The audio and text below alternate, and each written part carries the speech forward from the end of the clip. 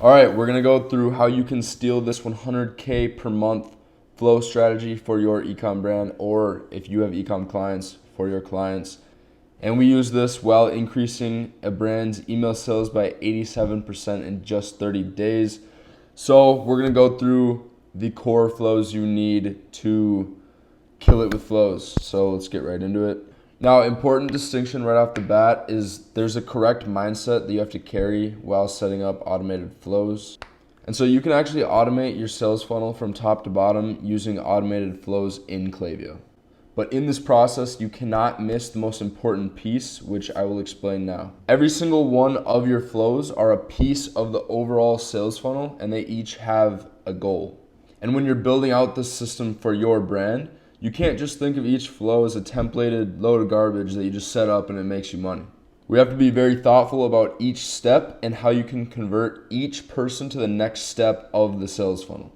And so in this guide, I'll show you the 10 core flows that you need to have set up, the goal for each of them, and some best tips and practices in order to succeed. Also, disclaimer, each of these flows could bring in significant money and revenue to your store if done correctly. So do not miss any of these. Make sure they're all set up.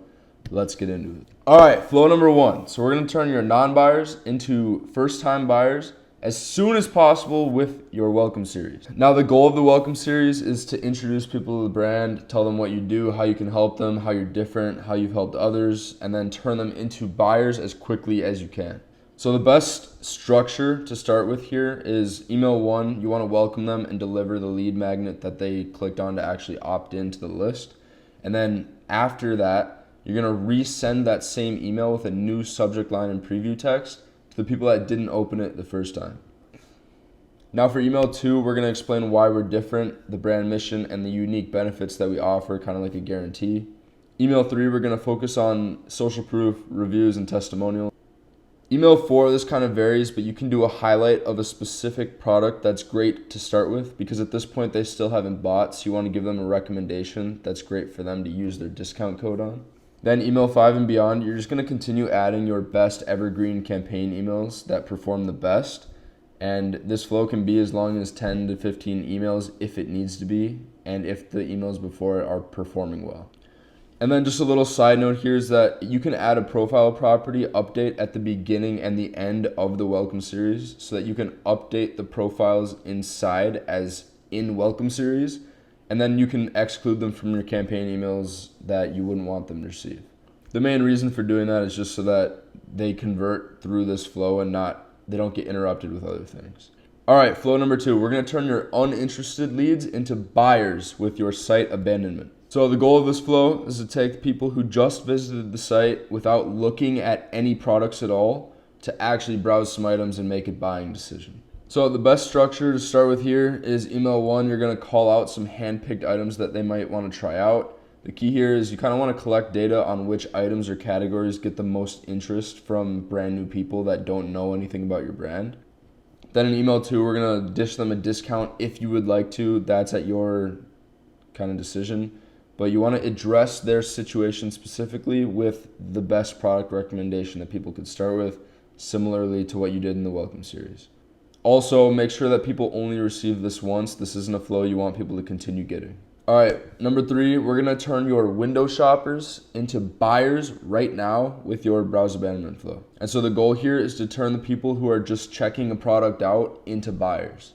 So the best structure to start with here is in email 1, you're just going to remind them of their item. That's it. If you have only like 1 to 2 products in your store, just set this up specific to product. It'll work a lot better. Then in email 2, if you'd like to, you can offer a discount for them to go back and make this order. Otherwise, just remind them of the order again and show your frequently asked questions or guarantee or some value proposition that you guys offer. Then in email 3, we're going to tell them that their discount is expiring. And if you aren't offering a discount, just make this an urgent email and say that based on inventory or rising demand or sale price expiring, any sort of urgency that you guys actually have, say that here.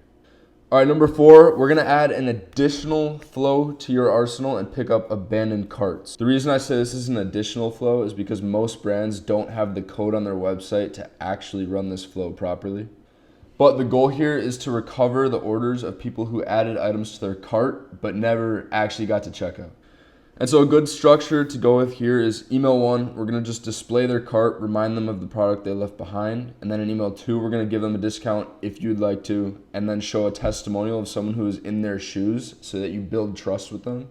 And then email 3, we're going to give them last chance to claim the discount and then display the things that build trust, like your guarantee, your reviews, testimonials, and random facts about the brand, like how many years you've been in business or how many people you've sold to. All right, number 5, this one's crucial. You're going to capture your highest intent soon-to-be customers with abandoned checkout.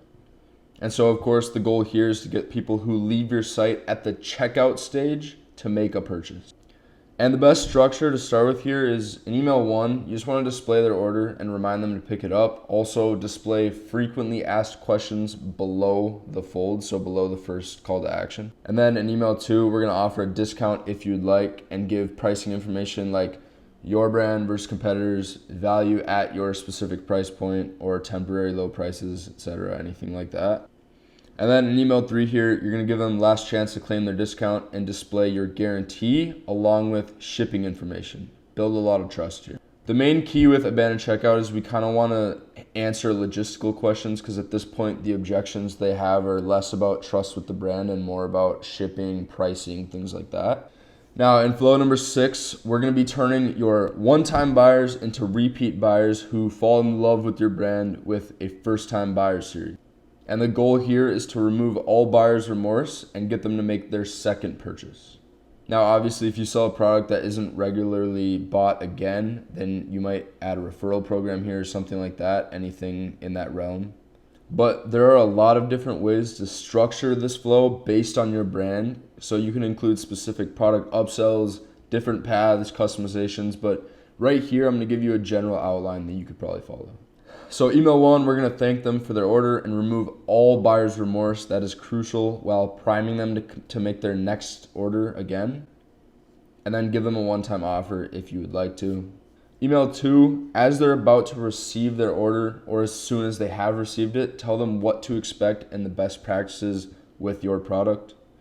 Email 3, so we're going to give them a cross-sell, an upsell, or a downsell on a different product that makes sense to purchase next. So the key here is harmony. The thing you upsell them on should harmonize with their original purchase. Now, email 4, you're going to add a second cross-sell or an upsell or a downsell email for a different category. And obviously, this depends on your SKUs on your store, but sell them onto a different category or see what they're interested in. Now, number 5, this could be a replenishment reminder. It could be educational emails about their product, etc. This flow could honestly stretch to 8+ emails long. It really just depends on what your specific strategy is. All right, flow number 7, we're going to prime your repeat buyers to continue buying in the future with your repeat buyer series. Now, the goal of this flow is simply to remove buyer's remorse and prime them to come back again in the near future. So it's just one email long. We're just going to thank them for their order and prime them to continue buying in the future from campaigns, product launches, sales, etc. All right, now flow number 8, this is how you're going to bring your old customers who have abandoned the brand back to life with a customer win-back flow. Now, the goal of this flow is to recover the business of a customer who has not purchased from you in a significant amount of time. That could be 90 days or that could be 180 days. It depends on your brand. But the best structure to start with here is in email 1. We're generally going to keep this plain text and offer them a 10 to 15% discount code if you would like to. And just tell them that they haven't ordered in a while and use great copy to convert them into a buyer once again. Now, email 2, we're just going to remind them about their discount if you decided to offer one and tell them that this is their last call to use it or their last chance to get all the value you provide at that discount once again. And also just have empathy in the copy with the fact that they haven't purchased in a long time or what the reason for that might be. All right, number 9, we're going to give your best perks to your best customers with a VIP flow. So obviously the goal here is to give your best customers exclusive benefits and notify them that they will get early access to future sales, promotions, etc. And quick note, to set this flow up, you're going to need to decide on the requirements that someone will have to meet to become a VIP member, and then you're going to create a segment for people that match that criteria, and then set the flow trigger for this flow when people enter that segment. Second note, as soon as the flow begins, you're going to want to tag these people as VIPs so that you can give them specific treatment in your campaign emails later on. That might be early access to sales, that might be specific offers to just them, anything like that. So a solid structure to get started with here is in email 1, we're going to thank them for being such a loyal customer to your brand. You can get really empathetic with them here. And then just give them their exclusive offer if you're going to give them an exclusive offer, and notify them that they're going to get early access and VIP treatment in the future. Now, email 2, you're going to just continue on with any other VIP content or perks you would like to offer. Obviously, this is going to vary a lot based on what you want to do for these customers. All right, flow number 10, this is almost kind of like a bonus flow. You're going to be lowering the amount of money that you have to pay Klaviyo with a sunset unengaged flow. So the goal here is just to clean your list on autopilot for deliverability purposes, as well as lowering your Klaviyo bill. And so a note or a preface to this is that you're going to need to create a segment for people to enter this flow properly. I've included a screenshot here of a general guideline of what you would want to follow if you're sending at least 1 email per week to your list. Numbers like the received email here are going to want to be adjusted based on your sending habits. Anyways, email 1, you're going to want to keep this completely plain text most likely. Simply just vet out the reader and say if they don't engage, they're not going to be receiving emails from you anymore. And then if you want, you can offer a discount. We found it converts more customers than you would probably expect, even though they're completely unengaged. All right, and then in email 2, you're just going to tell them this could be the last email they ever get from us and kind of like explain the situation. If they do open or click any emails in this flow, then have them leave the flow and do not suppress them. So do that with your flow filters. All right, the next step. So now you have all the basics you need to get your automations up and running in the next month. If you would like to speed that process up and do it with highly tested copywriting and design that's worked for multiple e-commerce brands across various niches, there will be a link in the description of this video to book a short call with me where you and I will be going over your needs and problems or challenges surrounding your automations with email and SMS marketing as a whole, your goals with the company as a whole and email and SMS specifically, and then what we could possibly step in and help you guys out with, and we will give you a guarantee in writing. So just hit the link in the description to book a quick call with me today, and I hope you found this valuable.